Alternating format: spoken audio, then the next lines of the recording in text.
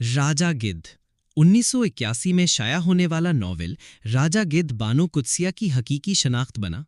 मौजू के लिहाज से ये नॉवेल दर हकीकत हमारे मुआशरे के मसाइल का एक ऐसा तज्जिया है जो इस्लामी रिवायत के ऐन मुताबिक है, और वो लोग जो ज़िंदगी, मौत और दीवानगी के हवाले से तश्कीली मराहिल में गुजर रहे हैं, बिलखसूस हमारा नौजवान तबका, उनके लिए ये एक गिरां कद्र हैसियत का हामिल नॉवेल है।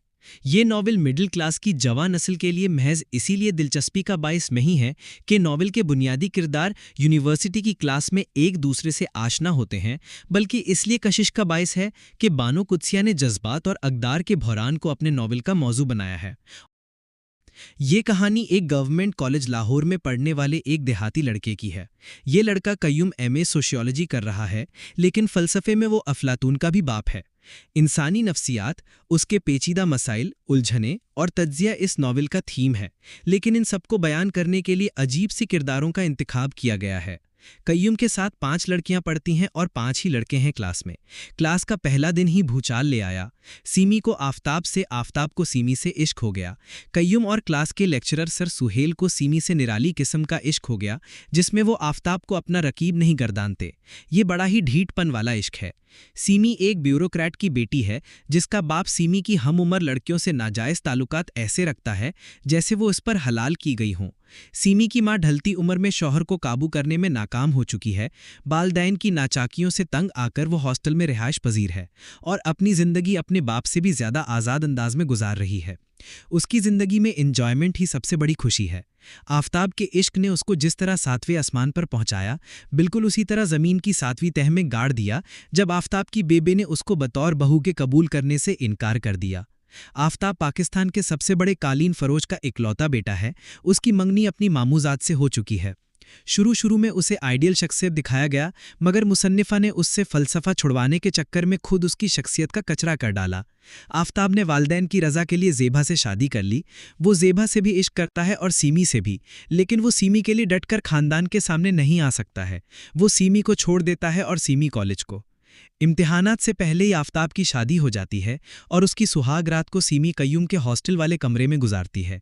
कय्यूम और आफताब रूममेट थे। वो आफताब की जादें तलाशती रहती हैं। इम्तिहानात तक सीमी और आफताब दोनों को मनाजिर से हटा दिया गया। इम्तिहानात के बाद सीमी और कय्यूम के दरमियान उस वक्त ताल्लुकात उस्तवार होते हैं जब आफताब पाकिस्तान छोड़कर लंदन चला जाता है। सीमी टूट फूट का शिकार होती है और कय्यूम उसको जिना बाग के काफूर के दरख्त के नीचे जज्बाती सहारा देता है। इनकी अक्सर मुलाकात उसी दरख्त के नीचे होती है जिसमें आफताब से लेकर ज़िंदगी के हर पहलू पर फ़लसफ़ा बयान किया जाता है।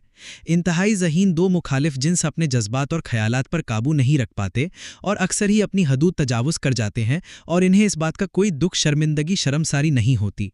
कभी कभी सीमी मंजर से गायब कर दी जाती है और फिर अचानक उभर आती हैं।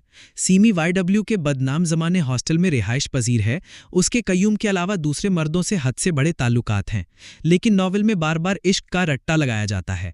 ऐसे लगता है सीमी दूसरे मर्दों जो आफताब नामा सुनकर भी राह ना बदलें में आफताब का जिस्म तलाश करती रहती है। जब कोई और नहीं मिलता तो हर वक्त खिदमत गुजारी के लिए कय्यूम हाजिर व नाजिर है। सीमी सख्त बीमार पड़ जाती है। मुसन्निफा ने यह दिखाने की भरपूर कोशिश की है कि सीमी आफताब के फिराक में बिस्तर मर्ग पर जा पड़ी है।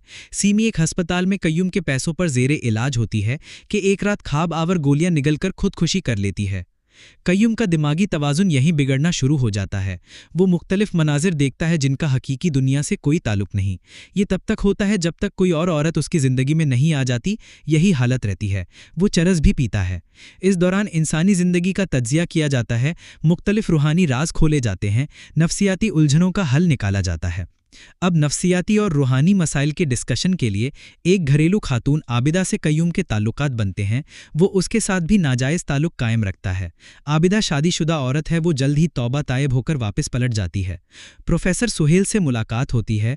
वो कय्यूम की जिन्स को समझकर उसको योगा मशवरा देते हैं, मुख्तलिफ योगा सिखाते हैं, लेकिन कय्यूम हराम की लज्जत उठा चुकने के बाद हलाल के लिए खुद को तैयार नहीं कर पाता। जल्द ही योगा वोगा हवा हो जाता है।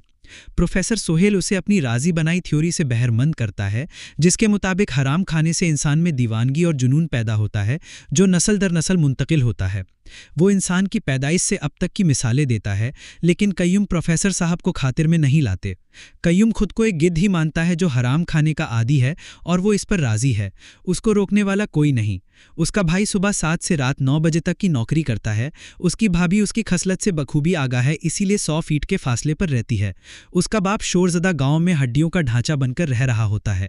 दोनों बेटों को कोई परवाह नहीं, बाप चाहे भूखों मरे। इतने फलसफे झाड़ने वाले किरदार कहीं भी वालदेन के लिए बाइसे रहमत नहीं, बल्कि बाइसे ज़िल्लत ही हैं। कहानी का तकरीबन हर किरदार पहुंचा हुआ बाबा है या अफलातून।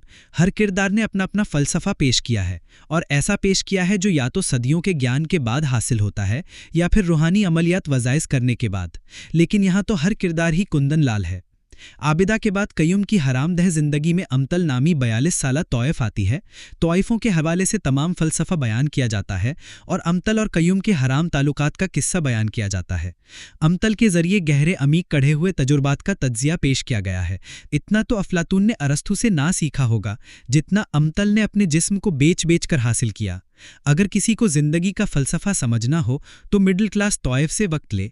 वैसे आमतौर पर तौइफे मर्दों की जिन्स के अलावा किसी और तजुर्बे में सिफ्र इल्म रखती हैं। आखिरकार बानो कुत्सिया को काफूर के दरख्त के नीचे बैठे अमतल तौइफ से सारा फलसफा झड़ाकर याद ही आ गई कि वो एक अनपढ़ जिस्म फरोश है। इसीलिए खिसियानी हंसी हंसकर अमतल कहती है कि मैं तो अनपढ़ गवार हूं।